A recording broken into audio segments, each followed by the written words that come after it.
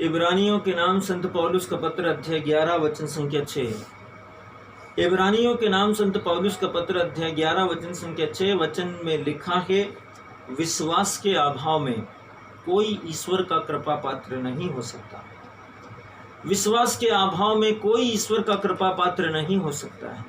यदि विश्वास का अभाव है हमारे अंदर, हम परमेश्वर का अनाइटिंग को, उसका अनुग्रह को नहीं पा सकते।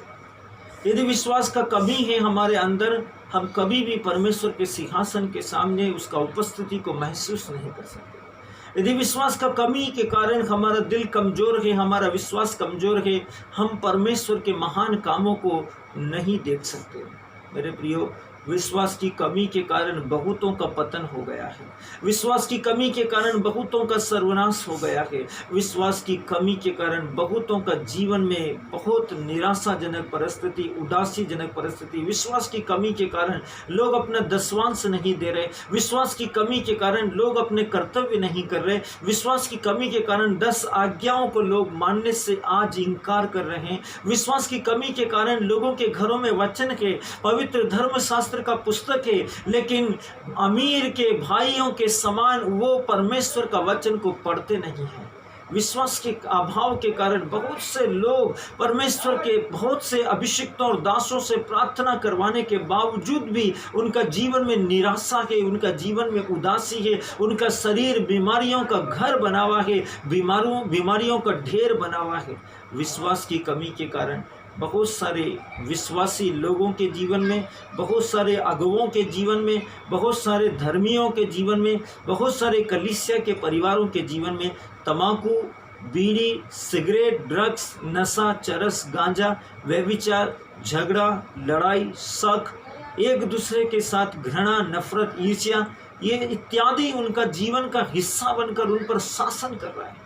वो सब इसका गुलाम है। बीड़ी मसीह हो गए, दारू मसीह हो गए, गांजा मसीह हो गए, तंबाकू मसीह हो गए, झूठ मसीह हो गए, फरेब मसीह हो गए, व्यभिचारी मसीह हो गए। ये सब विश्वास का अभाव के कारण, विश्वास का अभाव के कारण कितना लोगों का जीवन बदल गया। और विश्वास आने के कारण मरियम मगदलेना जैसे व्यक्तियों का जीवन बदल गया। विश्वास का अनुभव के कारण, विश्वास की उपस्थिति के कारण जैक्यूस जैसे व्यक्ति का जीवन बदल गया। विश्वास की वजह से कितने ही पापी लोगों का जीवन में परिवर्तन आया। विश्वास के द्वारा ही कितने ही लोगों ने अपने पापों के बंधन से छुटकारा पाया। विश्वास के द्वारा नाकेदार ने परमेश्वर का मंदिर की सीढ़ियों पर आंसू बहा बहा कर, फूट फूट कर प्रार्थना की और वो आनंद के साथ में घर गया। विश्वास के द्वारा कितने ही लोग अपने बंधनों से मुक्त हो गए। विश्वास के कारण याईर की बेटी जो अन्य जातियों में से थी, जिसने कहा कि प्रभु मेरे बेटे को चंगा करो। यीशु ने कहा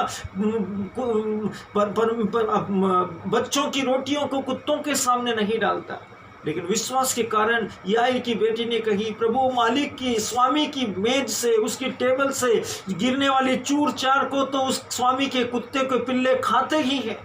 इतना विश्वास परमेश्वर हम सब में देखना चाहता है मेरे प्रिय।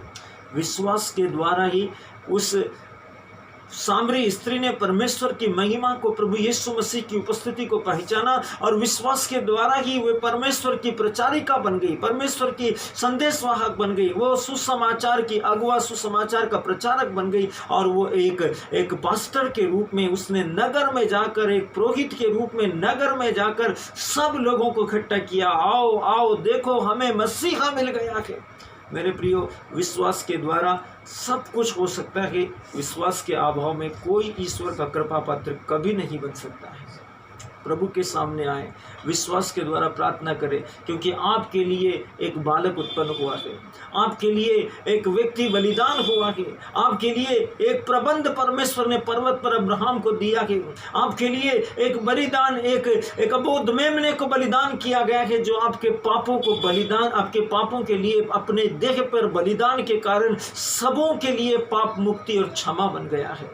विश्वास के द्वारा हम सब उस पुनरुत्थान में प्रवेश करेंगे जिसकी दिलासा उसने अपने आप को पुनर्जीवित कर कलीसियाओं के लिए अनंत काल तक के लिए उद्धार घोषित कर दिया और बड़े आनंद का सुसमाचार हम सबको प्रदान किया विश्वास के द्वारा।